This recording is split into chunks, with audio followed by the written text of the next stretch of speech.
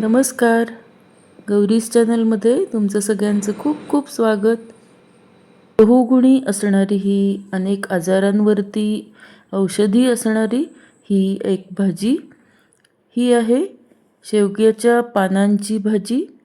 इथे सुरुवातीला आपण ही पानं सगळी मोकळी करून घ्यायची आहेत. ती निवडून घ्यायची आहेत अशी सेपरेट सगळी पानं आणि त्यानंतर ती थोडीशी पाण्यामधनं स्वच्छ धुवून घ्यायची.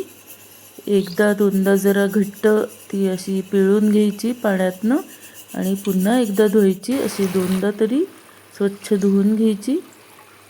यानंतर एका बाजूला आपण कढईमध्ये लोखंडी कढईमध्ये आपण थोडेसं तेल घेऊन त्यामध्ये मोहरी जिरे घातले.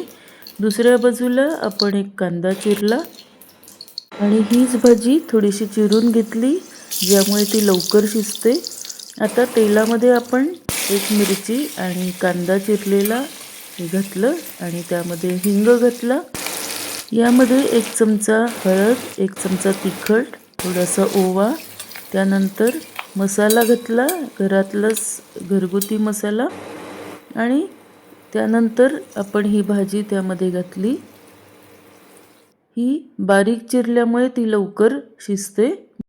आपण याच्यामध्ये हळद, तिखट, मसाला घातला. त्यावरती आता आपण मीठ घातलं आणि दाण्याचं कूट आपण 2 चमचे घातलं. तसंच धनेपूड घातली 1 चमचा. हे सगळं व्यवस्थित मिक्स करून घ्यायचं आहे. आता यामध्ये 2 चमचे हे बेसन घातलं, डाळीचं पीठ हे घातलं आपण 2 चमचे आणि सगळं व्यवस्थित छान मिक्स करून घेतलं.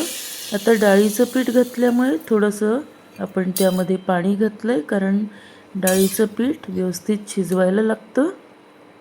यामध्ये थोडंसं पाणी शिंपडलं आणि थोडीशी साखरही घातली. आता पुन्हा 2 चमचे आपण यामध्ये बेसन घातलं कारण जसं जसं त्याच्यामध्ये बेसन बसेल तसं तसं आपण त्याच्यामध्ये हे घालायचं आहे. एकदम खूप जास्त बेसन त्यामध्ये घालायचं नाही. ही अशा पद्धतीने पीठ पेरून आपण ही भाजी करतोय. ही म्हणून आपण वरून बेसन अशा पद्धतीने घातलं. ही हळूहळू पीठ पेरलेली ही भाजी अतिशय सुंदर लागते. ती चांगली वाफ आणण्यासाठी आपण झाकण घातलेलं आहे तिला. अगदी 2 मिनिट वाफ आणायची आणि त्यानंतर आपली ही भाजी तयार. अशी ही बहुगुणी औषधी गुणधर्म असलेली ही शेवगाच्या पानांची भाजी नक्की तुम्ही पण करून बघा. आणि हो, सबस्क्राईब केलं नसेल तर लगेचच सबस्क्राईब करा आणि लाईक शेअर नक्की करा म्हणजे यासारखे छान छान व्हिडिओज तुमच्यापर्यंत नक्की पोचतील. धन्यवाद.